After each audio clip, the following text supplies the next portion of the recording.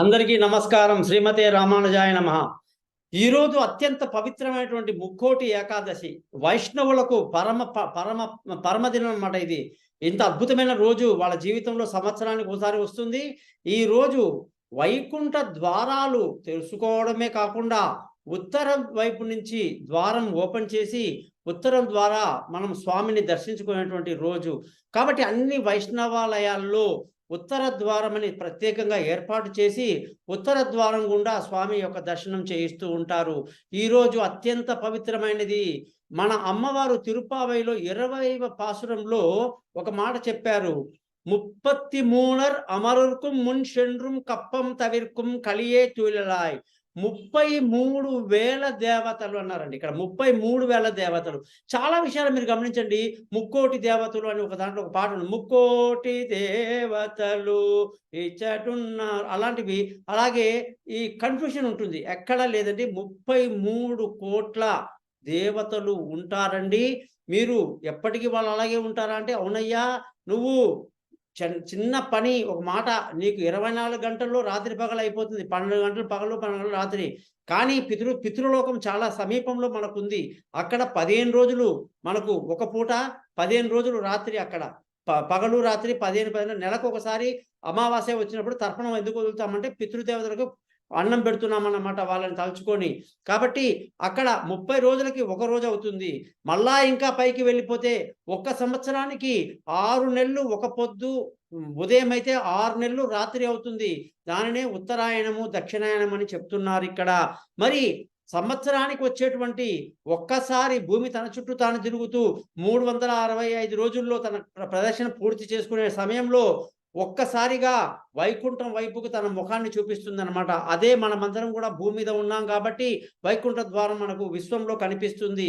ఆ విధంగా 33 కోట్ల దేవతలు కూడా ఎక్కడెక్కడో వేరే వేరే పరిపాలనలో ఉద్యోగాల్లో ఉన్నటువంటి వాళ్ళు ఎన్నో రకాల కార్యాలు నిర్వర్తిస్తుంటారండి. వాళ్ళందరూ ఎంప్లాయీస్ అన్నమాట.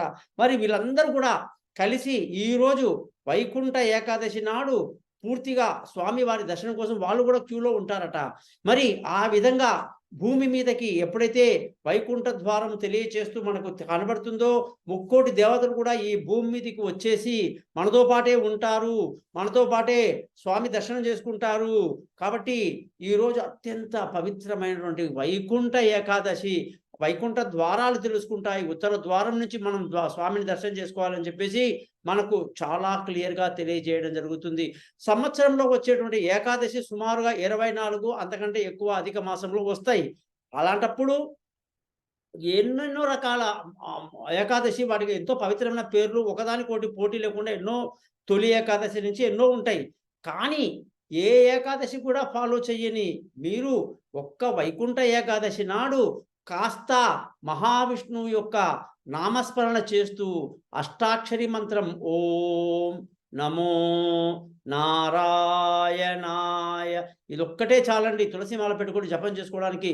ఇది కాకుండా మహావిష్ణువు యొక్క సహస్రనామాన్ని శుక్లాంబరధరంతో మొదలుపెట్టి ఒక్కసారి పూర్తిగా చదివేసిన తర్వాత ఆ తర్వాత నుంచి మొదటి నుంచి చదవకుండా విశ్వం విష్ణుర్వషట్కారో భూత భవ్య భవత్ ప్రభు భూత బృద్భూత కృద్భావో భూతాత్మా భూత భావన, ఇలాగా 108 సంఖ్యలు ఉంటాయి కదా, లైన్లు.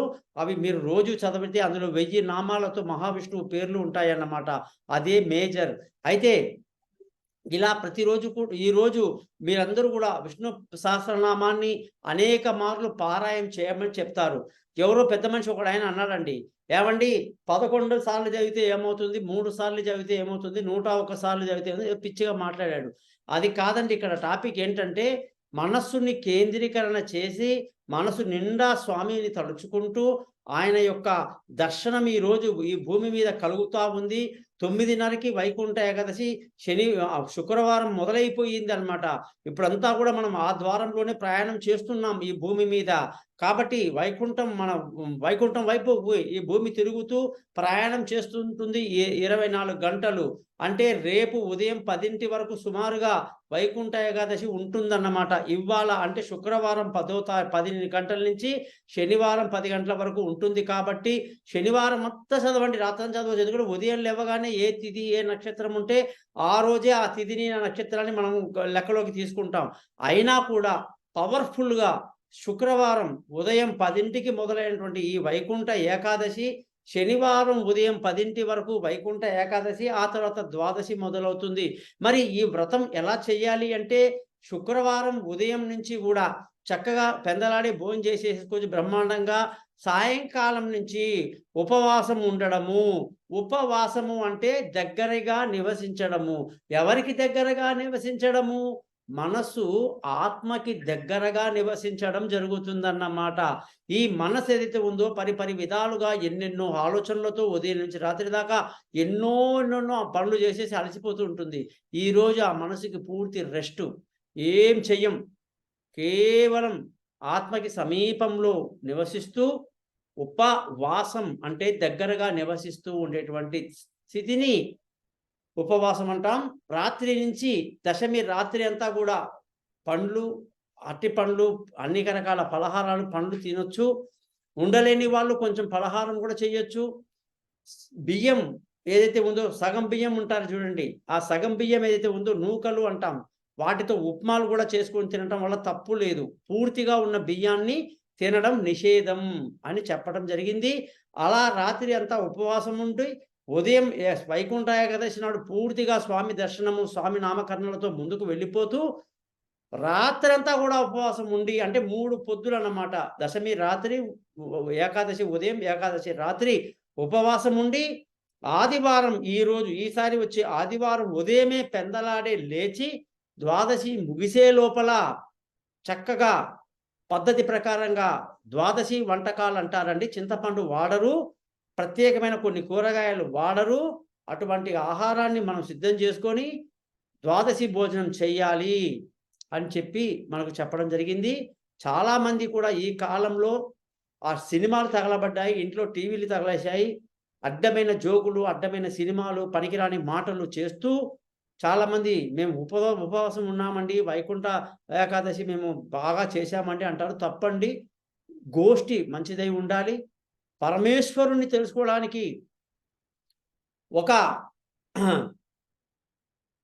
భాగవతం ఏదైతే ఉందో, ఆ భాగవతం గురించి పరీక్షిత్ మహారాజుకి సూత మహాముని ఎంత అద్భుతంగా భాగవతాన్ని వివరించి చెప్పాడో, ఆ యొక్క పారాయణం ఈరోజు చాలా చాలా చాలా మంచిదన్నమాట. అంటే రామాయణం కన్నా, మహాభారతం కన్నా, భగవద్గీత కన్నా కూడా అత్యంత పవిత్రమైనది భాగవతం.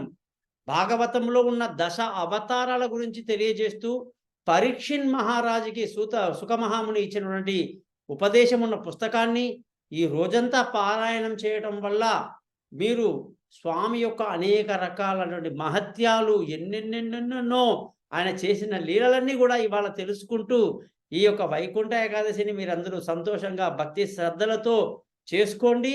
అంతేకాని చాలామంది పాపం తెలియక పరిగెత్తుకుంటూ ఏ గుళ్ళో గడిపితే ఆ గుళ్ళో లైన్‌లో నిలబడతారు. తోపులాటలు, తన్నుకోవటాలు, ప్రసాదం కోసం పోటీలు ఇవన్నీ ఉండవండి.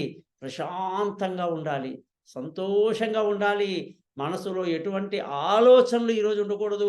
కేవలం మహావిష్ణువు యొక్క నామస్మరణ చేస్తూ, ఆయన తయారు చేసినటువంటి ఈ యొక్క విశ్వ రహస్యం గురించి ఆలోచిస్తూ, మానవ జీవితానికి యొక్క అర్థమేమిటి, పరమార్థమేమిటి అని తెలుసుకుంటూ ఈ ఒక్క రోజును గడపండి. నేను చెప్పిన విధంగా మీరు వ్రతాన్ని ఆచరణ చేయండి.